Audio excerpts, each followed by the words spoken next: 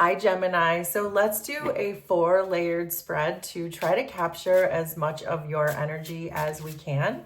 So I have 2 tarot decks and 2 oracle decks. So we're starting with the 10 of Cups, 8 of Cups, 10 of Wands, Princess of Discs, which is the Page of Pentacles, the Moon, 6 of Cups, Queen of Swords, Ace of Swords, Wheel of Fortune, and the World. Under this deck is the 2 of Swords. So then we will use this tarot deck for our second layer. So the Tower wants out. The Tower came out in the collective reading today too.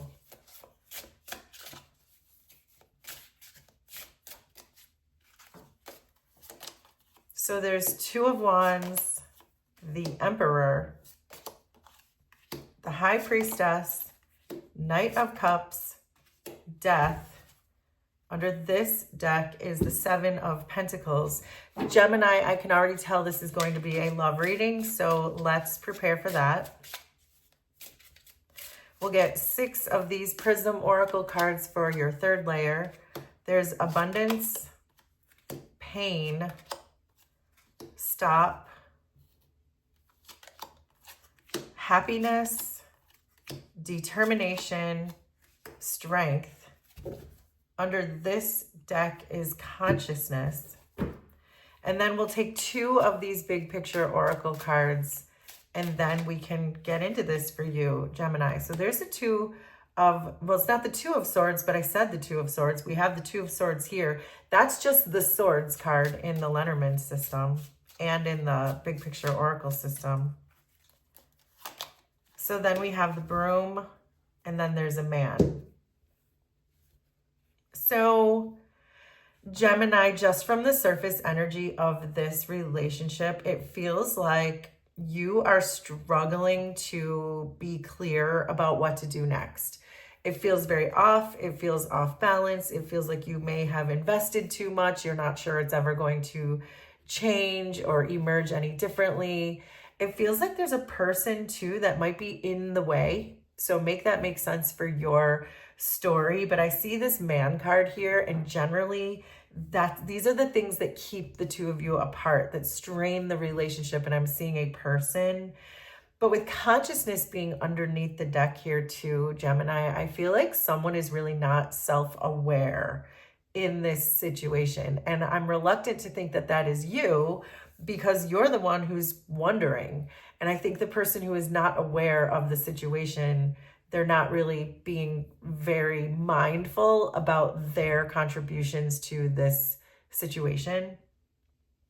So if this feels like your reading, Gemini, then let's get into this. The energy that exists between the 2 of you is the Ace of Swords, the Knight of Cups, Determination, and the Broom.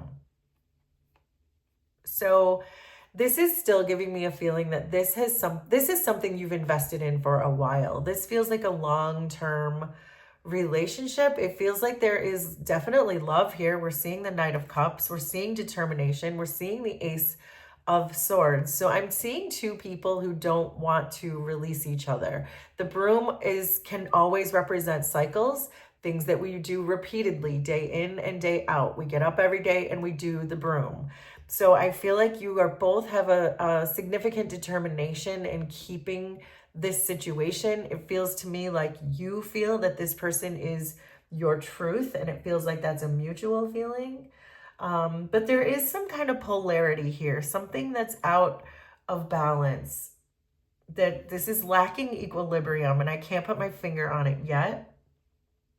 So I do feel that there is a need for you to stand up for yourself if you have not done that in this situation. It feels to me like you feel a bit empty, that you feel like this Knight of Cups energy would be more full by now, that it would be something would have come more to fruition by now. So whether that's stability in the relationship, whether that is emotional maturity in the relationship. It feels to me like you are just, there's something empty. I just keep getting that empty. So let's go deeper. So in your person's feelings is the Six of Cups and the High Priestess. So they have a lot of feelings. They are psychically tuned in. They have a strong intuition. Otherwise, the High Priestess would not have shown up here. They're allowing themselves to feel. There's a lot of feelings here. I can feel it like coming up. It's bubbling up to the surface. It starts with these Six of Cups. It's bubbling up, and then the High Priestess, it's like reaching their crown chakra, and it's all like the feelings are bubbling up for this person. There's a lot that they're feeling. In their actions, however, is Queen of Swords and happiness. So they're coming to you in a really cold and fake kind of a way. Even though there's a massive amount of feelings and intuition and guidance that's coming through, they're showing up to you as a Queen of Swords. They're showing up to you as someone who's putting on a fake smile and pretending that everything is okay, even though they may be feeling some kind of way, either about you or the situation. But they're, instead of talking to you about that or complaining about whatever their problems are or giving you the attention and the love and the affection that you deserve, instead they're just showing up kind of cold. But also this happiness card is, that's that polarity I was feeling, that it's out of balance, that this person is showing up in kind of a cold way, but smiling through it so that they have some kind of deniability is what it feels like. Like, what do you mean? I'm not being cold. I just had a whole conversation with you about X, Y, and Z, and I had a smile on my face the whole time. But it's like they're holding back all these feelings. And I think that's why you're saying, I don't know what to do. In your feelings, you have the World and Death. So these two cards together are telling me that this relationship has been your truth, has been this determination. And I think it was meant to change you, to transform you, to level you up.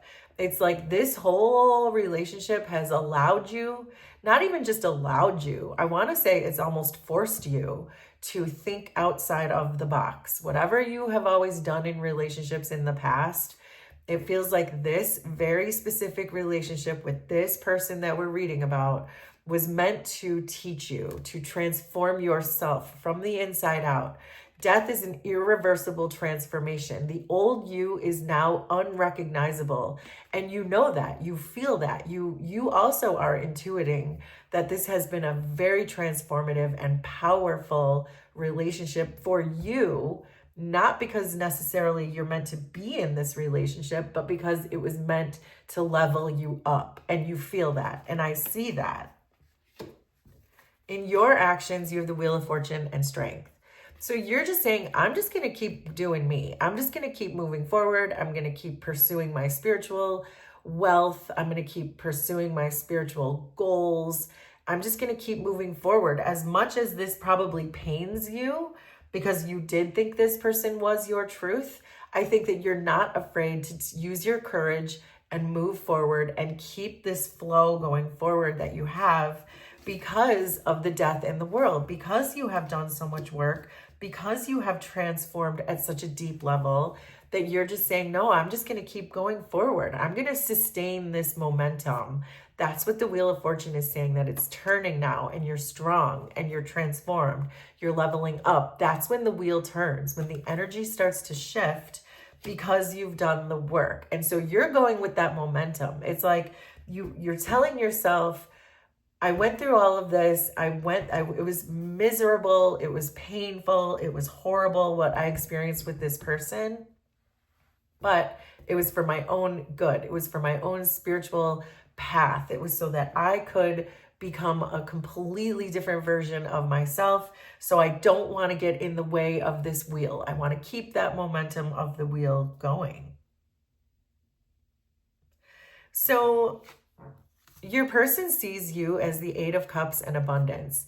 I think your person sees you pretty correctly in the sense of abundance, because we're seeing that everything is shifting for you. You're getting rewarded right now because you did that hard work. You did face your shadows. You did do that dark night of the soul. And it has very specifically to do with this person that we're reading about. But they can see that your energy is shifting. They see that you're moving away from them with this Eight of Cups. They can see that about you. They know that all of these things that you have done to transform yourself are not only allowing you to gain this momentum and get all the gifts and the rewards from doing the work, but it's also allowing you to move away from them. And I think that they certainly see you that way. It feels to me like if you gave them unconditional love in the past, or if you were always giving to them and it didn't necessarily feel fair, or the affection wasn't returned, I think they see that slipping away. But I don't know. It's interesting because the energy that they're bringing you is not one of someone who understands what they're losing. It's someone who's just going to continue to, you know what it feels like? It feels like a game of poker. Like this person treats love like poker, and that's not love. That's a game. And so that's what I'm getting. It's like your person has this bluff, but I think they don't understand that that's a bluff in love is never going to be a winning hand. It's not the same. Poker is poker. Love is love. So hopefully this is resonating with somebody. You see them as the Page of Pentacles and stop. You see them as having very little to offer. And I think I understand why, because they're just bluffing. The feelings that they have for you that they could be sharing with you, they're not bringing that to you. And that's why you're seeing them as having very little to offer. Because again, we're talking about love. Love relationships need to overflow with feelings and affection and or whatever that is. It doesn't necessarily have to be that, but it has to be nurturing in some way. You have to water the garden of love in order for the love to continue to grow. Otherwise, it just becomes stagnant. Hello, Seven of Pentacles. It becomes toxic, which is why you're feeling like you don't know what to do anymore. But I think you're seeing this person clearly too, that they're really not willing to do the hard work. They just want to bluff. And that's not love, that's control.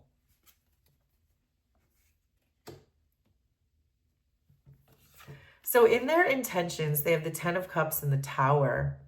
They don't intend to give you what you want. This is very clear to me. That Ten of Cups that you know that you want, and you have probably expressly said to them that this is what I want. I want love. I want affection. I don't want bluffs. I don't want control. I don't want games. If I'm in a love relationship, it must look like this. It's non-negotiable. They don't ever, well, at least not, I don't want to say ever, but in this current energy, they do not plan to give you that. So this is not a good energy that we are dealing with. Not in this context, not in this specific way that I am reading it. It really feels like this person is just trying to control the situation, that there's no self-reflection. And we saw that with consciousness being under the deck. It makes me feel that this person is really not aware of their own moves, or aware of how they are affecting the relationship, or aware of how they are only hurting themselves, because you have already transformed. So Gemini, this is telling me that you are all set. That you, as soon as this person does whatever they're going to do to make sure that you don't get what you want in this situation, you're going to be happy to go skip through the daisies or go back to eating your cheese sandwich or whatever you were doing, because you've already changed.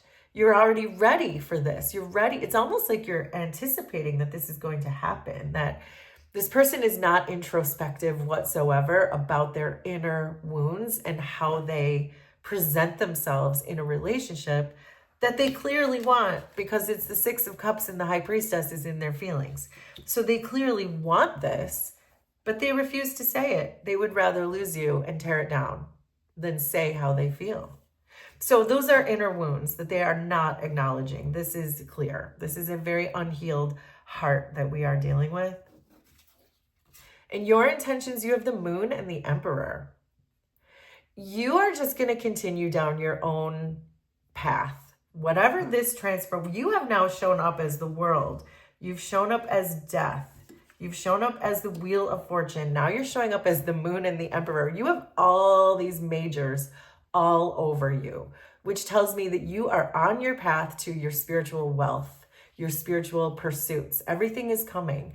The emperor, you are forming your own empire. That's what emperors do. They're disciplined.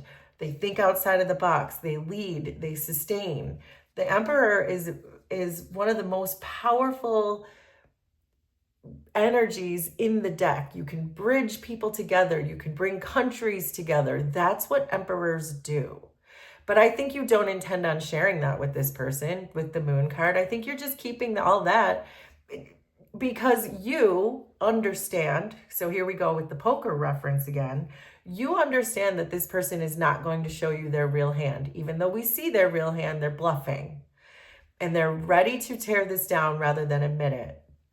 So this is you doing all this transformation, but you're also keeping it close to the vest because you're saying to yourself, there's no reason for this person to know what I'm doing because I'm about to release it anyway.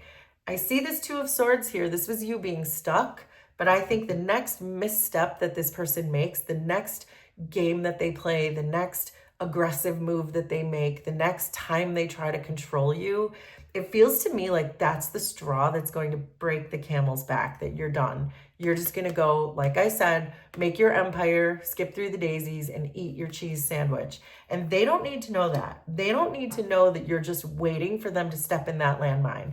They don't need to know that you're just waiting for them to mess up so that you can free yourself of this situation. Wow. So the energy that keeps you together, wow, is the 10 of Wands, 2 of Wands, pain, and the swords. This is about conflict. This is about burdens. This is about pain. This is backbreaking energy right here, all of this. And it's what keeps you together. There's a lot of shadow. There's a lot of shadow coming through here. It's a lot of wounds. But I think that we can see, you have already shown yourself here that you have done this clearing out of your wounds. You've danced with your shadows. You've confronted your shadows. You've done the hard work and you don't want to lose that momentum. But your person just stays. And this feels like victim. Your person is like, oh, woe is me. Nothing good ever happens to me. I'm carrying the burdens. I'm in so much pain. I'm stuck. I don't know how to get out. Everything is always a conflict. But that, again, I don't think they understand how they create their own conflict because they're treating love like poker. And love is not poker. And this is their lesson. Unfortunately, this is a huge karmic lesson for this person, that when you do skip off into the daisies as the emperor, they're going to understand that they should never have played a game with your heart and with this relationship. So there you go, Gemini. That was your love reading. Will you please let me know how this was resonant for you? Consider subscribing to the channel if you like my vibe, and we will do this again sometime. Thanks, everybody. Bye.